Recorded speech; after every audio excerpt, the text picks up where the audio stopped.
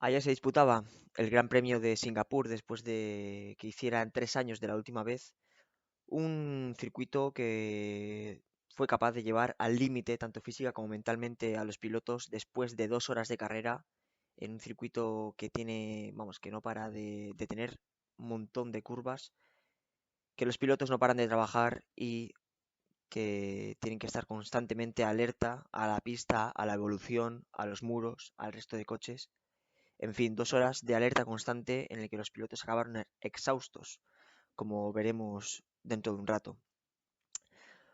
Un par de horas antes del inicio de la carrera empezaba a caer una tromba impresionante de agua que dejó el circuito prácticamente inservible, inundado por completo, lo que llevó a la FIA a tomar la decisión de posponer la carrera una hora en el momento ya que paró a llover, lo decidieron. Y bueno, una decisión bastante lamentable, la verdad, porque una vez que paró de llover, la pista se la veía bastante bien. Una hora me pareció algo bastante excesivo. Fue tiempo suficiente como para que los pilotos, todos ellos, pudieran salir con neumáticos intermedios, bastante sobrados. Y yo me pregunto en este punto de- de- de las decisiones de la FIA, ¿para qué están los neumáticos de mojado? Porque al final, o sea, si no los vas a usar, o sea, todo esto me llega a mí a pensar que, por ejemplo, pongamos en la situación de una carrera en la que si la FIA no quiere que la pista esté tan mojada como para que los pilotos necesiten sacar los neumáticos de lluvia extrema, pongámonos en un caso, yo estoy compitiendo en una carrera, veo que se pone a llover a tope, estoy con neumáticos slicks, yo no me la juego a parar. O estoy con neumáticos intermedios y de repente cae una tromba de agua que me hace necesitar poner neumáticos de lluvia extrema. Yo me espero, vista cuáles son las prioridades de la FIA, yo me espero a que saquen la bandera roja y no paro en un pit lane que me hace perder posiciones para que al final se mantengan una vez sacada la bandera roja. O sea, son decisiones inexplicables que luego te condicionan bastante otras carreras viendo el criterio que podrían tener en esta. Así que no lo entendí para nada, la verdad. Me pareció bastante lamentable que no dejaran a los pilotos salir a la pista. Yo entiendo que hubiera que posponerlo. O sea, entiendo que mientras caía la tromba de agua, pues a lo mejor necesitas unas medidas mínimas de seguridad que te den como mínimo la certeza de que va a haber carrera y de que los pilotos se van a poder mantener en la pista. Ahora, a partir de ahí, cuando dejó llover, dejó de llover pues prácticamente media hora antes del inicio oficial, de la hora de inicio oficial de la carrera, a partir de ahí no vi absolutamente ninguna necesidad, viendo que no se preveía nada de lluvia, de posponer la carrera, que luego esa es otra. Imaginaos que lo posponen tanto tiempo que necesitan eh, o sea, que lo posponen tanto tiempo que de repente se forma otra tormenta, como puede ocurrir perfectamente en un entorno con un clima como el de Singapur, que aparecen tormentas sin verlas venir. El posponerlas tanto también tiene su riesgo, que es que podría haber empezado a llover otra vez, igual que lo había hecho al principio, y entonces tenemos aquí un Bélgica 2021 o 2.0. En fin, bastantes quejas de la gente por lo general. Espero que las tengan en cuenta y que, bueno, pues que haya un criterio un poco más coherente en pues, futuras situaciones que puedan haber parecidas, sobre todo por eso, porque pueden condicionar muchísimo los devenir de las carreras que pudiera haber en un futuro. Entonces, pues eso. Bueno, pues vamos allá con el repaso de lo que fue la carrera, una carrera ganada por Checo Pérez. Checo que condujo como un absoluto animal, en las calles de Singapur, que salía segundo y que todos los pilotos sabían que estar primero en la primera curva te iba a dar la mitad de la victoria. Y así fue para Checo Pérez, un Checo Pérez que no falló en ningún momento, por más que tenía, probablemente fue uno de los pilotos que condujo con mayor presión, porque no paró en toda la carrera de tener a un pilotazo detrás como es Charles Leclerc, que le tuvo todo el rato al acecho, a- atento a cualquier imprevisto que pudiera haber, atento a cualquier fallo de Checo Pérez, un fallo que podía ocurrir en cualquier momento, vistas cómo estaban las circunstancias, y tuvo un ritmo y un saber luchar toda la carrera que vamos, que igual solo pudo estar por delante de él en ritmo, yo creo que Leclerc en toda la carrera, porque es verdad que a Leclerc se le veía con un poco más de ritmo, pero no lo suficiente, evidentemente, como para adelantar, porque Singapur es un gran premio en el que adelantar, pues es, ya se decía, ¿no? Un Mónaco 2.0, un Mónaco rápido. Aunque bueno, sí que es verdad que es un poco más fácil que Mónaco, pero vamos que es muy muy difícil adelantar. Y Checo Pérez, que estuvo toda la carrera con un ritmo muy superior al resto, junto con Leclerc, y que no se dejó amedrentar en toda la carrera, vamos, ni al principio de la carrera que le tenía bastante cerca, pero es que encima después, ya con neumáticos secos que tenía todo el rato a Leclerc detrás, falló Leclerc, tuvo un fallo mucho más gordo que Checo antes que él. Entonces, bueno, esto pone en valor, ¿no? La calidad que tuvo en esta carrera el piloto mexicano, que ya decía él al acabar, ¿no? Le decía, mandaba un mensaje por la radio diciendo, así es como se hace la conducción al estilo mexicano, ¿no? Que, bueno, yo no sé si eso era un mensaje inocente o un mensaje envenenado para Helmut Marko. Yo me decanto más por la segunda, evidentemente, que yo creo que tenía bastante significado, porque es verdad que Checo Pérez venía de no encontrarse nada bien en las últimas carreras, habiendo empezado como había empezado, que prácticamente le podía luchar el cuerpo a cuerpo en las clasificaciones y en carrera, tenía un ritmo muy parecido al de Max Verstappen, incluso podía estar por delante de él en muchas carreras, y venía de algunas, evidentemente. Todos sabemos que por circunstancias seguramente el coche había evolucionado a una conducción bastante mucho más favorable a la de Max Verstappen. Esto ha hecho que Checo, evidentemente, pues no se adapte también a su conducción y le veíamos en las últimas carreras muy muy lejos del neerlandés. Pero bueno, estas carreras sirven para, bueno, pues para marcar un poco de territorio, ¿no? También y decir, oye, mira, que sí que es verdad que las circunstancias no juegan a mi favor, pero que en cuanto ocurren circunstancias un poco más complicadas, como fue la clasificación el sábado en lluvia, y como fue la carrera también muy complicada, pues Checo pues es un animal, ¿no? Como le decían por la radio a Verstappen en Abu Dhabi. Así que bueno, una victoria hiper trabajada, hiper merecida. Para nada se merecía que le arrebatasen. Es verdad que había cometido una infracción dejando la distancia de seguridad con el Virtual Safety Car una mayor de la que debía, pero después de esa victoria no me creo yo que la FIA tuviese el valor de quitar una victoria así. Por lo tanto, al final se saldó esto con una reprimenda y 5 segundos de sanción para el mexicano. Y bueno, totalmente de acuerdo porque no me creo que la FIA fuera capaz de arrebatar una victoria que hubiera tenido muchísimas consecuencias si se hubiera hecho.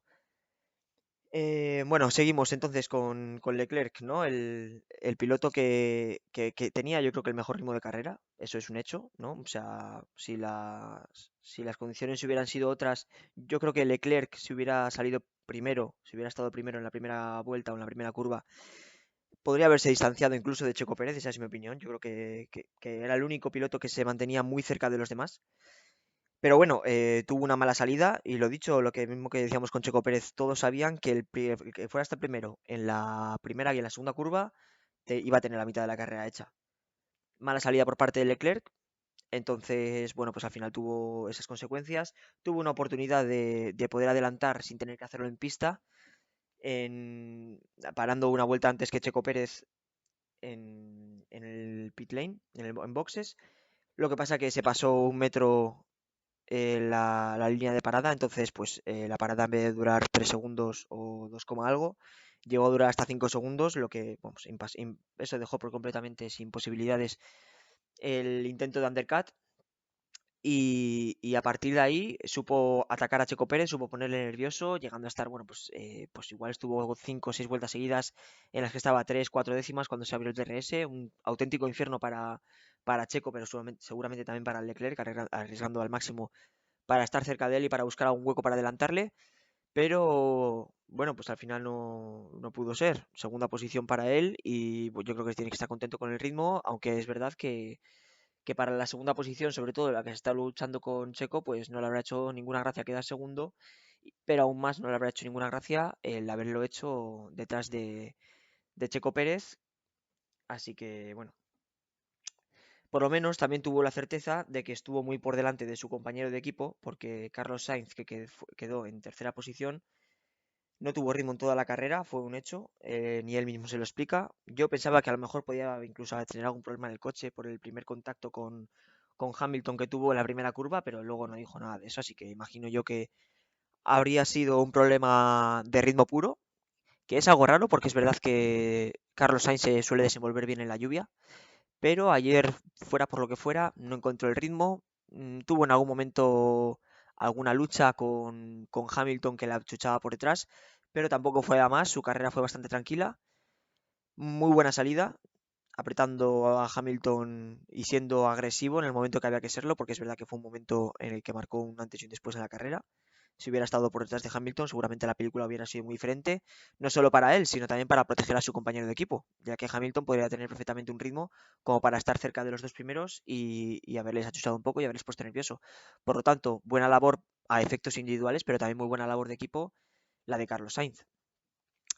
Bueno, espectaculares, sobresalientes los McLaren, que quiero detenerme aquí a hablar de ellos por los listos que han sido, porque esto es verdad que no se ha comentado en la retransmisión, pero yo creo que había algo más, un mensaje un poco más envenenado en el que se dio a Lando Norris por la radio a principio de carrera, cuando le dijeron que esos neumáticos intermedios le tenían que aguantar más que a nadie.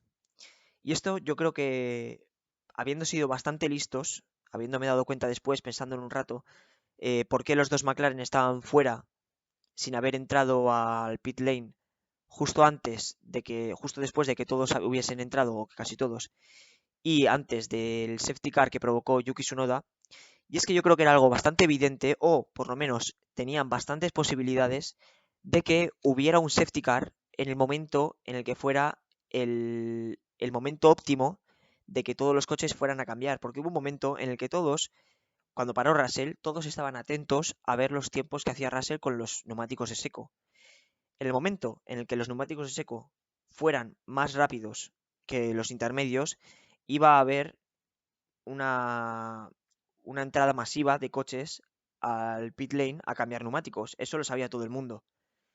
¿Qué hicieron los McLaren? Dijeron, oye, es que van a entrar justo en el momento en el que la pista va a estar mojada como para que sea algo peligrosa, pero lo suficientemente seca como para que sea más rápida que los intermedios. Entonces, ¿qué hacemos?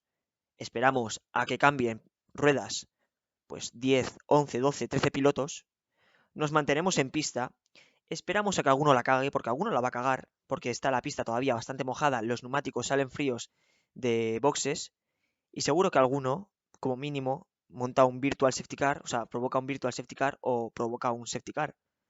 ¿Qué pasó? Evidentemente, Yuki Tsunoda salió de boxes, neumáticos medios, fríos, y pues prácticamente de cara contra el muro, me parece que fue de la curva 7, y safety car. Esto hizo que Norris parase, no consiguió ninguna posición porque tenía bastante lejos a Carlos Sainz, pero bueno, podría haberlo hecho. Pero el que sí consiguió rédito de este safety car fue Daniel Ricciardo, que salía el 16º, estaba un poco más adelante, pero se llegó a colocar sexto detrás de Max Verstappen. Creo que adelantó, gracias al safety car, 4 o 5 posiciones. Y en un circuito en el que quedaba menos de media carrera, quedaba prácticamente después del safety car, me parece que 37-38 minutos, pues tenía media carrera hecha con la posición que tenía. Así que espectacular la estrategia de los McLaren. Lando Norris impresionante con un ritmo que con el McLaren en el que llegó incluso a chuchar en algún momento a Carlos Sainz al final de la carrera. Y espectacular Richardo, que no lo hizo nada mal, que tuvo un ritmo bastante más lento que el de su compañero, pero bueno, lo suficiente como para poder mantener la sexta posición.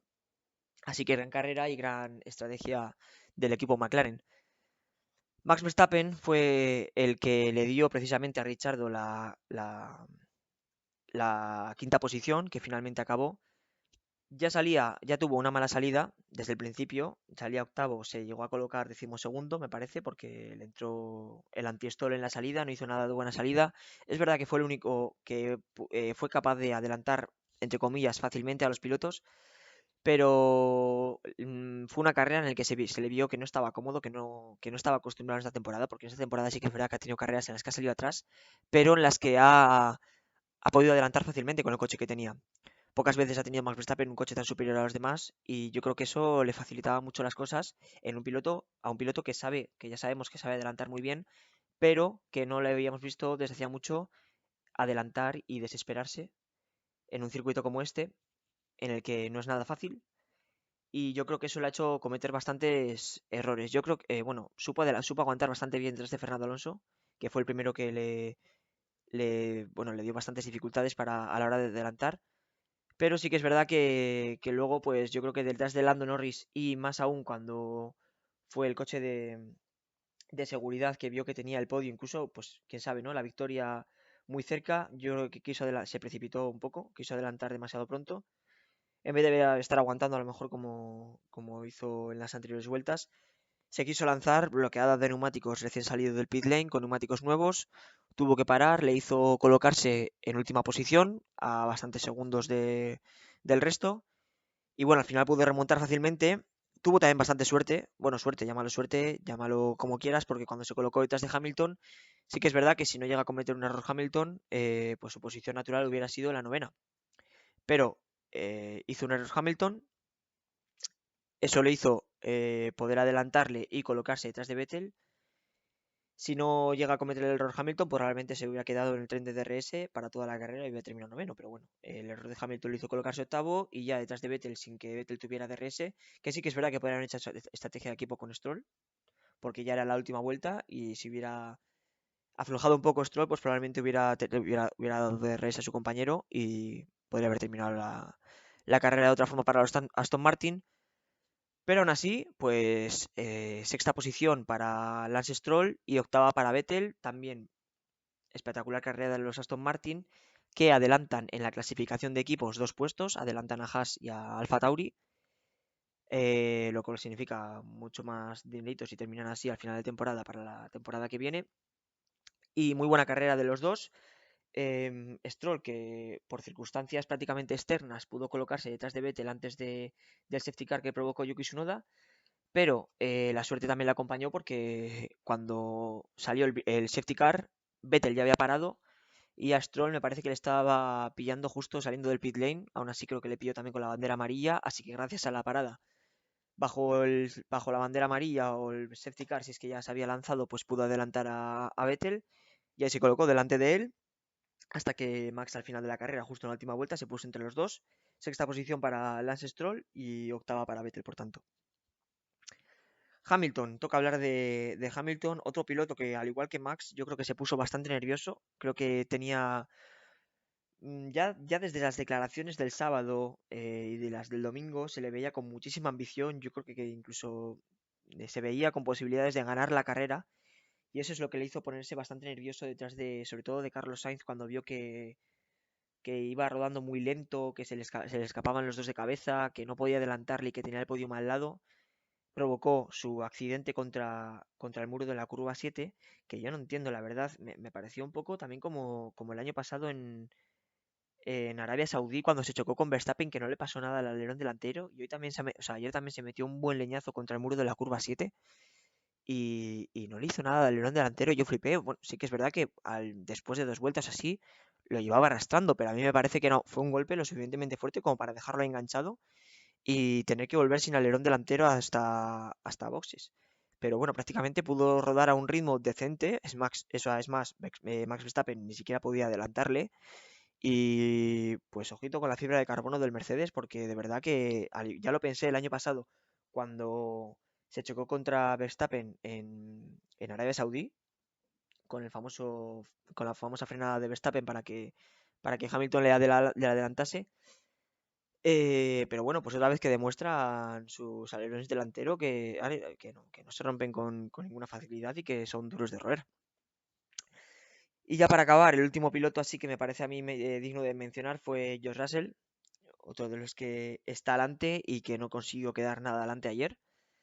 Rompe su racha de cada vez que termina una carrera quedar entre los 5 primeros, porque la única carrera que no había terminado fue la de Gran Bretaña, en la que se paró por su propia voluntad para socorrer a Wang Yuzu. y el resto de carreras que había acabado, pues acabó entre los 5 primeros menos esta, que ya desde el sábado tuvo una mala clasificación, em, pues quedó quedándose a las puertas, nada, a 6 milésimas prácticamente de entrar en la Q3, pero lo que le hacía salir 11º, lo cual el equipo aprovechó para cambiar motor. Yo creo que una decisión bastante coherente. No sé si al final acertada, visto lo visto, pero bueno, yo creo que en su misma situación probablemente hubiera hecho lo mismo. Lo que pasa que, claro, pues salía atrás en un circuito que se podía adelantar, porque ya vimos que Max podía adelantar con relativa facilidad, pero no era nada fácil adelantar. Y lo que le hizo tomar la decisión al equipo de montar los neumáticos medios, que al igual que la decisión de cambiar el motor, yo creo que fue bastante coherente, pero yo creo que incluso el equipo sabía que había un 90% de posibilidades de que no saliese nada bien la estrategia. Y aún así se la jugaron, lo que hizo que Russell llegase a perder incluso 8, 9, 10 segundos con cabeza de carrera en algunas de las primeras vueltas en las que llevaba el neumático medio, dejándole ya completamente sin posibilidades para toda la carrera. Así que nada, eh, sin posibilidades para George Russell, que termina sin puntos en esta carrera por primera vez en toda la temporada. Ya digo, después de Gran Bretaña, que no acabó la carrera.